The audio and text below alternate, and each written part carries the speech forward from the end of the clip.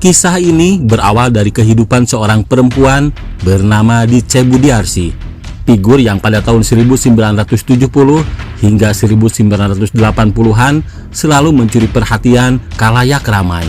Ditce lahir pada tanggal 2 Desember 1950.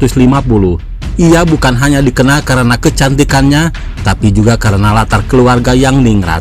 Garis keturunan bangsawan mengalir dari pihak ibu yang merupakan keturunan Bupati Sukapura atau Tasikmalaya saat ini, sekaligus pejabat tinggi Batavia di masa lampau.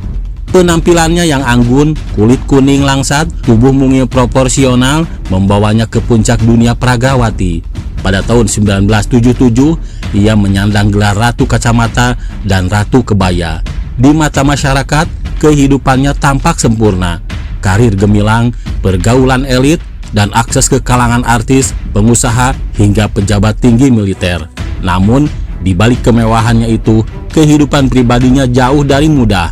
Di rumah mewahnya, sang suami Budi Mulyono, pensiunan tentara yang jauh lebih tua, terbaring lumpuh akibat stroke. Ditce yang masih muda harus memikul tanggung jawab besar, membiayai pengobatan, menjaga kebutuhan rumah tangganya, sekaligus mempertahankan citra sosialitanya yang sangat mahal.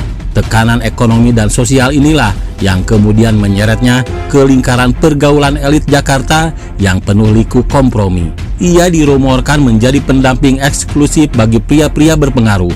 Demi menjaga pesona, ia bahkan rutin memasang susuk kepada seorang dukun bernama Muhammad Sirajuddin yang akrab dipanggil Pak D. Senin 8 September 1986 malam, sekitar pukul 19 waktu Indonesia bagian Barat, Ditce keluar rumah mengenakan gaun batik coklat kekuningan. Kepada pembantunya, ia berpamitan hendak ke salon, tetapi raut wajahnya menunjukkan ada urusan lain yang lebih penting. Ia mengendarai sedan Honda Accord putih menuju kawasan Jakarta Selatan, tepatnya di Kalibata yang saat itu masih relatif sepi dan gelap.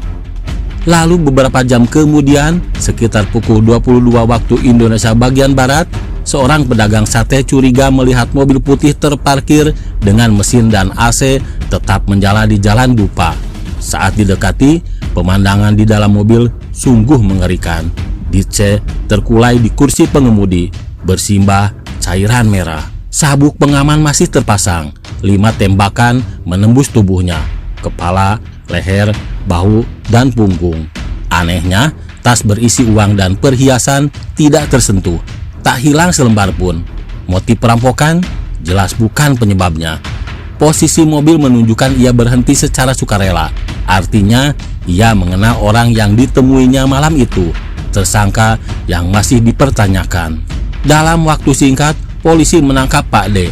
Narasi resmi menyebut motif uang Rp 10 juta yang berujung pertengkaran dan penembakan di dalam mobil. Senjata disebut dibuang ke sungai. Namun di pengadilan, Pak D mencabut pengakuannya. Ia mengaku dipaksa melalui kekerasan agar menandatangani berita acara pemeriksaan. Kondisi fisiknya pincang akibat polio. Juga hal inilah yang menimbulkan keraguan besar. Meski begitu, hakim tetap menjatuhkan vonis penjara seumur hidup. Ahli forensik ternama Indonesia, Muknim Idris, menemukan sejumlah kejanggalan penting. 1. Arah peluru dari atas ke bawah. Ini tidak sesuai jika penembak duduk sejajar di kursi penumpang. 2. Jenis senjata adalah pistol Smith dan Wesson kaliber 22. Senjata mahal yang pada masa itu biasanya dimiliki atlet menembak atau perwira tinggi, misalnya anggota Perbakfin. 3. Kemampuan eksekusi menunjukkan pelaku itu terlatih, bukan pria tua pincang. Saksi mata bahkan melihat pria bertubuh tegap keluar dari mobil korban, bukan sosok pincang seperti Pak D.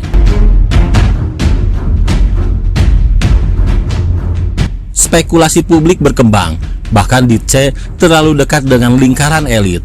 Nama-nama besar beredar dalam bisik-bisik, termasuk tokoh militer dan figur keluarga penguasa saat itu. Salah satunya adalah Indra Rukmana. Teori yang beredar bukan soal utang, melainkan konflik asmara, tuntutan status, atau kepentingan yang dianggap berbahaya bagi reputasi pihak berkuasa. Eksekusi yang rapi, penggunaan senjata khusus, dan hilangnya pelaku utama dianggap lebih menyerupai operasi profesional daripada kejahatan spontan. Setelah perubahan politik nasional, titik terang mulai muncul. Di tahun 2000, Presiden B.J. Habibie memberikan grasi kepada Pak D, sebuah pengakuan tidak langsung bahwa proses hukum sebelumnya bermasalah.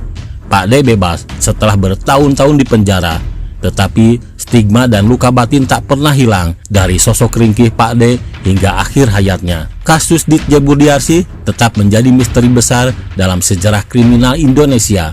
Kisah tentang seorang perempuan yang berusaha bertahan di dunia gemerlap penuh kepentingan, namun akhirnya menjadi korban kekuatan yang jauh lebih besar dari dirinya. Hingga kini, siapa pelaku sebenarnya? Tak ada yang tahu.